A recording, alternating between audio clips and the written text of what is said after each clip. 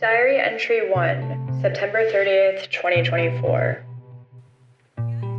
I still need to face the fact that I am so confused about my desires, wishes, and needs.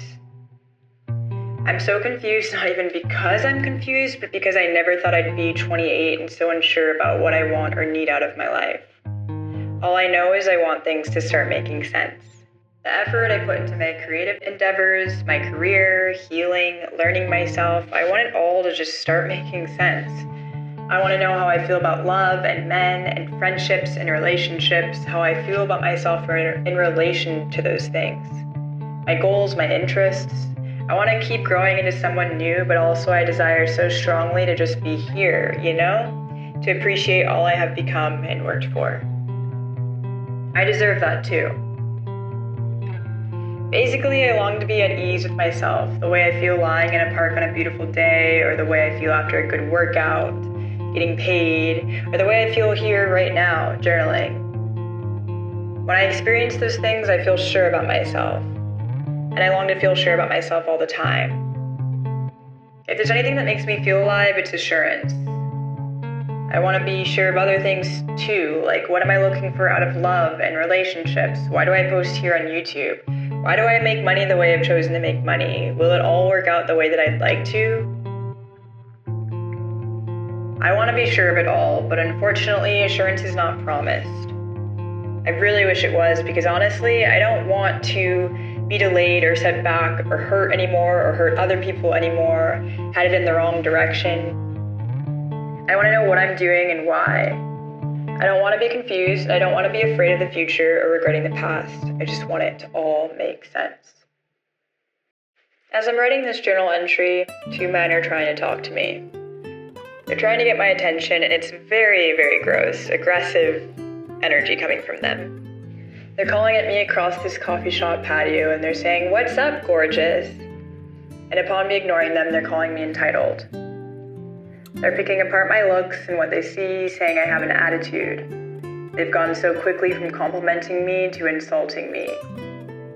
Which one is it? Do you love me or do you hate me? Do you want my attention or are you trying to ruin my day? Make up your mind. I'm so tired of getting that energy from men or from people in general. You see a girl minding her own business in a coffee shop. She's got headphones on and writing. You see somebody being free and something inside you tells you to attempt to control them. What's up, gorgeous?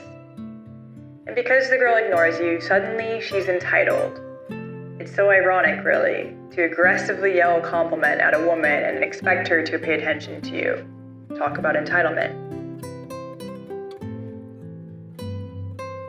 Speaking of, I've been feeling pretty heavy lately about how I'm being perceived. Over the last few months, I've noticed a trend of being called whitewashed, entitled, or more rudely, a bedwench. It hurts that people see me and they don't see me. They see a woman, and more specifically a black woman. When they see me and I am free, suddenly that's when I'm a bedwench, or entitled, or whitewashed. I know these men wouldn't have turned to call the white girl across from me entitled. Not because she isn't, but when a white person is confident or enjoying themselves, it's considered confidence. When a black woman does, it's entitlement. How ironic. The definition of entitled is to have the right or to have access. As a woman, and more specifically a black woman, how dare I think I have the right to enjoy this beautiful day and mind my own business? It's situations such as these that often cause me to boil over in defiance. White people have always had the titles, the right, the access. They've always had the freedom to enjoy a beautiful day or a moment without being perceived as something they're not. Same with men, and specifically straight white men. I write all of this because these men today remind me of something that's been stewing in me for a long time. It's not that I don't love being black or even a woman. I love my strength and my skin. I love the way that my complexion glows in the sun and the way that it shines at night. I love my softness, femininity, and the way I move through the world. What I hate, though, is people's perceptions or assumptions or misunderstandings of me because I'm black or because I'm a woman. That right there is so, so exhausting.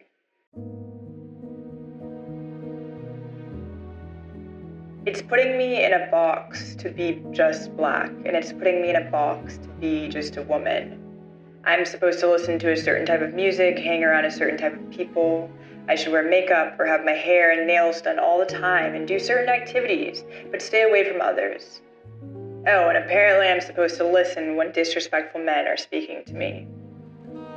What I'm about to say may seem like a tangent, but I promise it's all related. Lately, I've been really uncomfortable with the idea of people thinking I'm whitewashed, entitled, too soft, too hard, or not black enough. Because seriously, what do those things even mean? These harassments come from all angles, specifically from men and unfortunately from a lot of other women and even worse, other black women.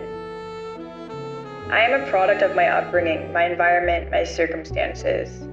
Personally, I grew up around a lot of black people, white people, all sorts of people.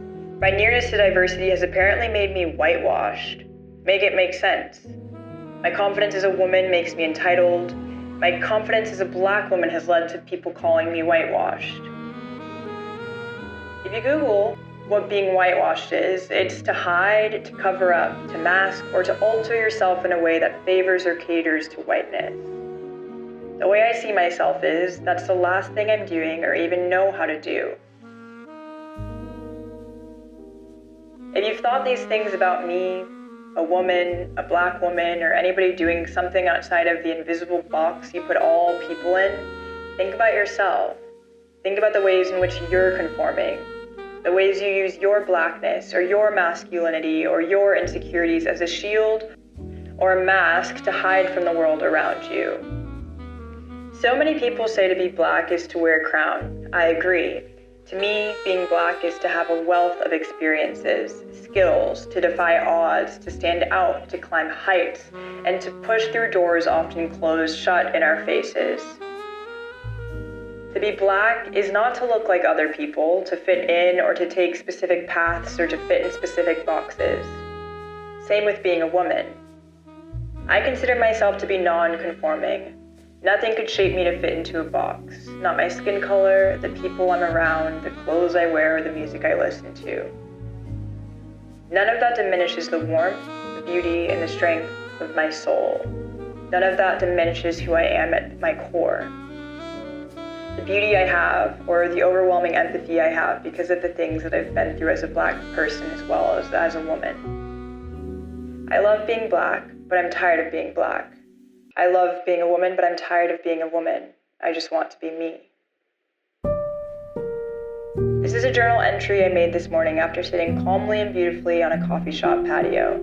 Two men about 10 feet from me sat down and loudly started yelling at me. I was in the middle of writing and drinking tea with my headphones in, and honestly having such a wonderful and beautiful morning. What I hate about being black and what I hate about being a woman is that people see you walking in your freedom that we've deserved all along, and still they desire to oppress. What is that? Why is that? I edit this video and I close my journal entry with this. If you look at a person and all you see is the color of their skin, what they're wearing and what they're doing, what sex they are, and you automatically put them in a box, you should ask yourself, do you do the same thing when you look at yourself?